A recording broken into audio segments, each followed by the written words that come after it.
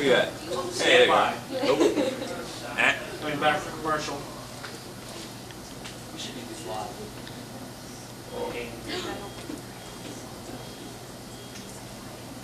Welcome to Mike's No Mic Open Mic. This is Jeff, your humble host, and I'd like to thank you all for coming out. Yeah! First thing you might notice is we're moving on up about a foot. We have got a stage now, and I would love to thank Big Chris and the Eagles.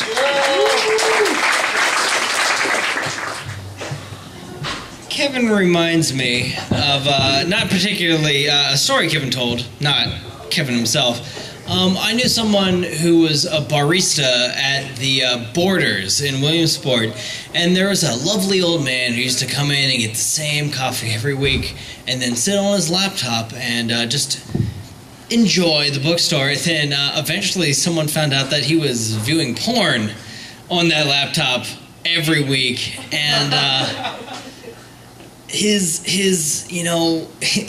coffee with extra sugar just became a little more suspect every week, and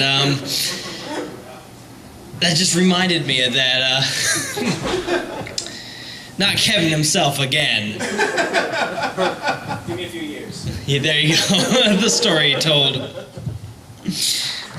I have been to Comic-Con in New York City once, and my partner Asa and I were there, and she informed me that we had walked by a porn star. It was one that I was not familiar with, but she was. And there's nothing quite sadder than seeing a porn star sitting at a folding table with a bunch of photos of her and one guy there. Like, there wasn't a line, there was just a single guy really into it. And it was just like, you walk by and you're like, oh. Oh, I'm sorry for you, man. Also, speaking about porn, we've talked about porn in public a handful of times tonight already. And I found that with the advent of smartphones, there's sort of a new phenomenon, and that is looking at porn on the toilet. I just had to wait to hear who understood what I was talking about. And then, I don't know about you guys, but I don't ever just excuse myself to go look at porn. But then you're sitting on the toilet, you're looking at the internet, and you're like, oh, I remember what else is on the internet. And you've got to decide, like, when in the pooping process is time to look at porn. Do you wipe first? Do you wait and then, like, it's, I don't have a punch for this, by the way. This is just, musings I have. I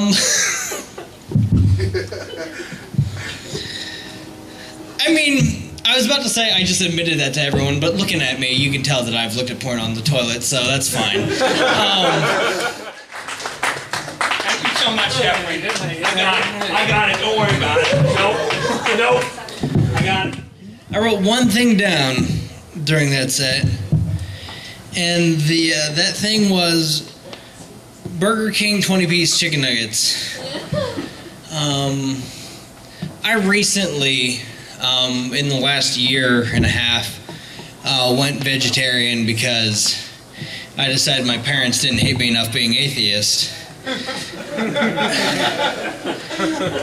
And so I don't really do fast food that much anymore because there's nothing more depressing than going to Wendys and only ordering French fries.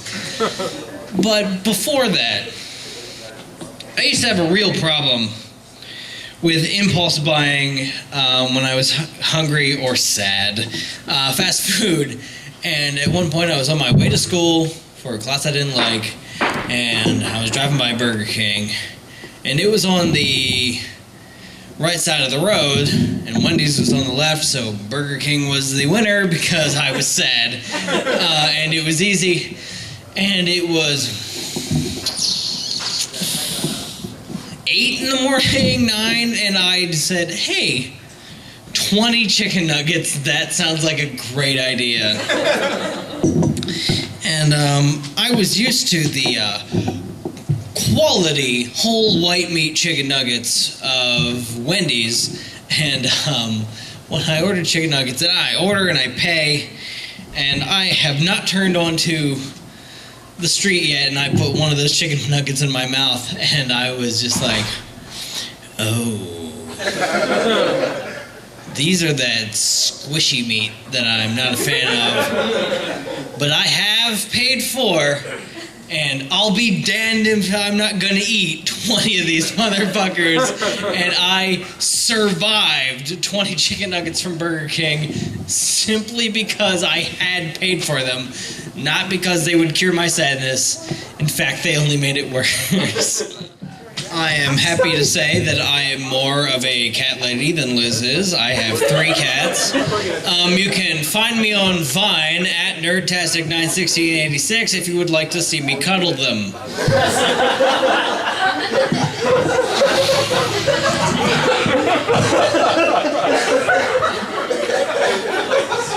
That's real. I think I posted one yesterday. She's just so cute. That's alright. I do have what you might call a child. And I fortunately, while I do not censor myself in front of my daughter, we have been pretty successful in not encouraging her to swear. But I am fairly concerned because she's going to start preschool this year that I'm going to get a phone call that she punched a kid in the face because she is the product of my partner and I, and we're both fairly tall people, and she's a 4-year-old that's this tall, and she is built like if you were to have a 4-year-old linebacker, and I had her on my shoulders the other day, and for no reason, just to make sure that Dad was in his place, she just goes, wow! And boxes me in the ear. And I go, God, that hurt! She goes, sorry, Daddy. And I'm just like... So, I'm not too worried about her, because I know when I tickle her, I get kicked in the face. So she's going to be able to take care of herself. But unfortunately, she's going to be able to take care of herself so well that she might put a kid in a coma, and then that hospital bill might come on me. I can, in fact, verify that Wendy's story is not hyperbole. Wendy's at the time was running a special, double the meat. You know, get a single, double the meat. Get a double, double the meat. And I was like, it was half me being a teenager and being able to eat fucking anything because I was a nuclear waste dump of a person and just could put anything in my mouth for power. But it was more of a test of, will you hold true to that poster I just walked by? And I was like, yeah, I'd like a triple. Double the meat. And I remember very specifically the person being like, I'm gonna have to talk to my manager about that. And them getting their manager and 2 people standing over a register just being like,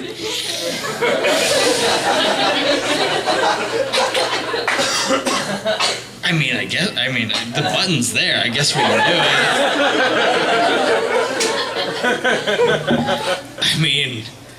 I can't in all good conscience recommend you eat this, but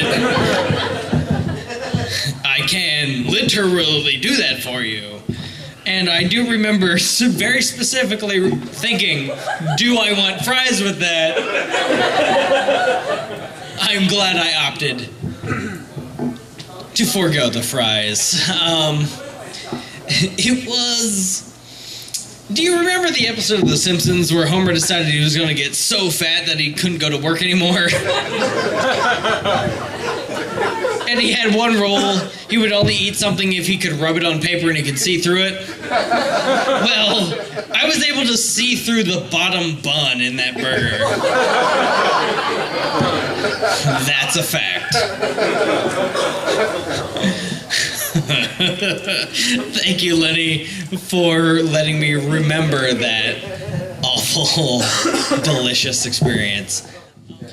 I, too, used to frequent internet chat rooms. Those of you might remember Cheetah Chat and things of that nature. One guy remembers.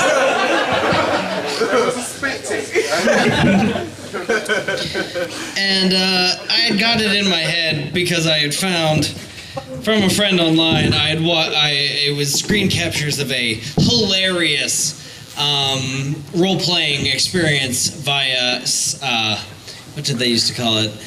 Sexting and whatnot via the chat. That someone had pretended to be a wizard because it was role-playing.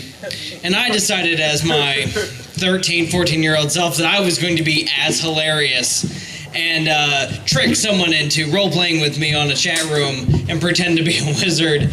And guess what? I was as awkward then as I am now, and it did not work out well. It wasn't sexy. It wasn't funny. The story of my life.